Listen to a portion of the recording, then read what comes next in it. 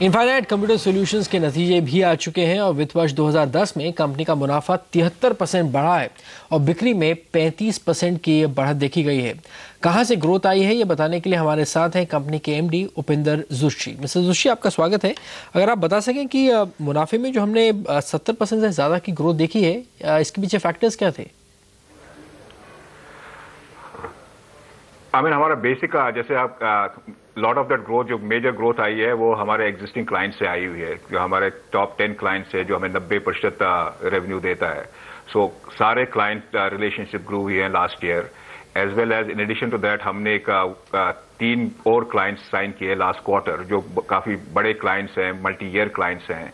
उसमें से एक टेलीकॉम इक्विपमेंट मैन्युफैक्चरर, बहुत ही बड़ा telecom equipment manufacturing company out of the US है। वो 10 साल की डील है। उसमें इस साल करीबन हमें 20 मिलियन का रेवेन्यू होगा, which is a revenue share intellectual property based business model. हमने वो किया। उस पर हमने एक और डील साइन की थी जो इंफ्रास्ट्रक्चर मैनेजमेंट सपोर्ट की डील है। वो काम भी शुरू हो गया। वी आर एक्सपेक्टिंग उस रिलेशनशिप से करीबन 500 to 1000 लोग by the end of this year हमारे एम्प्लॉय बेस बढ़ जाएगा उससे।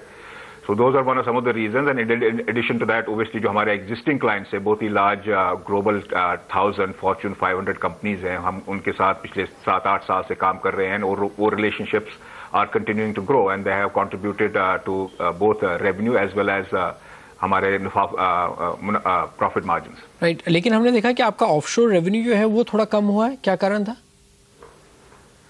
हमारा जो बिजनेस मॉडल है बेसिकली ग्लोबल है। हम 3 सर्विसेज प्रोवाइड करते हैं: application management, infrastructure management, as well as R&D और इंटेलेक्चुअल प्रॉपर्टी। नो ये काम हम कुड बी डन अक्रॉस। काफी सारा काम जो हो रहा है वो यूएस में हो रहा है, जहां पे रेवेन्यू भी यूएस में अर्न होता है और उसका कॉस्ट बेस भी यूएस में है। सो वो बिजनेस लास्ट क्वार्टर थोड़ा सा बढ़ गया था, बिकॉज हमने जो OEM टेलीकॉम में क्लाइंट आपसे अभी बताया कि जो हम साइन किया, उसका काम जो थोड़ा सा काम लास्ट क्वार्टर में हुआ था वो ऑन साइट है और वो इस साल काफी सारा कंट्रीब्यूशन जो उससे आएगा वो काम ऑन साइट होगा। सो उसके वजह से हमारा offshore revenue as a percentage कम हो गया, well as the on site revenue थोड़ा सा ज्यादा हो गया था। But as far as the margin levels are concern, that have continue to be at the same level and हम एक्सपेक्ट कर रहे हैं कि एज वी मूव फॉरवर्ड वो और भी बढ़ जाएंगे। तो टोटल क्लाइंट्स कितने हैं आपके? हमारे क्लाइंट्स टोटल क्लाइंट्स 51 हैं, बट उसमें मैं एक चीज बताना चाहता हूं कि जो हमारी बेसिक बिजनेस स्ट्रैटेजी है वो है कि इवन दो हम मिड साइज कंपनी है, बट हमारी स्ट्रैटेजी ये है कि हम बड़े कंपनियों के साथ रिलेशनशिप एस्टैब्लिश करें। उसका यही फायदा होता है कि एक बार अगर वो रिलेशनशिप एस्टैब्लिश हो जाती है, देन मोस्टली वो रिलेशनशिप मल्टी ईयर होती है, उसमें रेवेन्यू का एन्युटी बेस पे मिलता है। So there is a lot of predictability उस रेवेन्यू स्ट्रीम में। तो हमारे जो 90% रेवेन्यू आता है जो लास्ट ईयर आया था वो करीबन 10 हमारे टॉप 10 क्लाइंट्स से आया था। जैसे हमारे क्लाइंट्स है वेराइजन है, फिजित्सु है, बहुत बड़े बड़े कंपनीज, ग्लोबल कंपनीज के साथ हम काम करते हैं।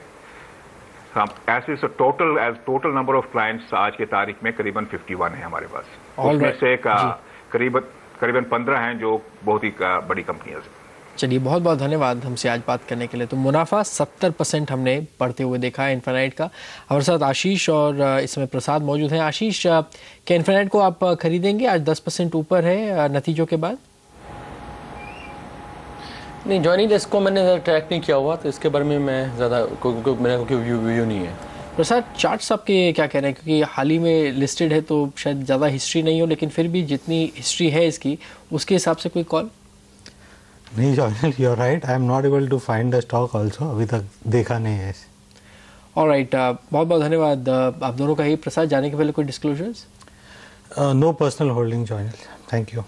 ऑलराइट, आशीष, आप कोई डिस्क्लोजर देना चाहते हैं? नहीं, जिन स्टॉक चर्चा हुई उनमें मेरी एसेट्स की कोई होल्डिंग नहीं है। चलिए, बहुत बहुत धन्यवाद आप दोनों का ही आज हमसे बात करने के लिए। सौदा आपका जारी है। आगे आप फोकस करेंगे खास तौर पर टेलीकॉम कंपनियों पर। जानेंगे TREI की नई गाइडलाइंस के बाद क्या असर पड़ेगा कंपनियों पर। साथ होंगे रिलायंस कम्युनिकेशन के वायरलेस बिजनेस के CEO सैयद सफावी।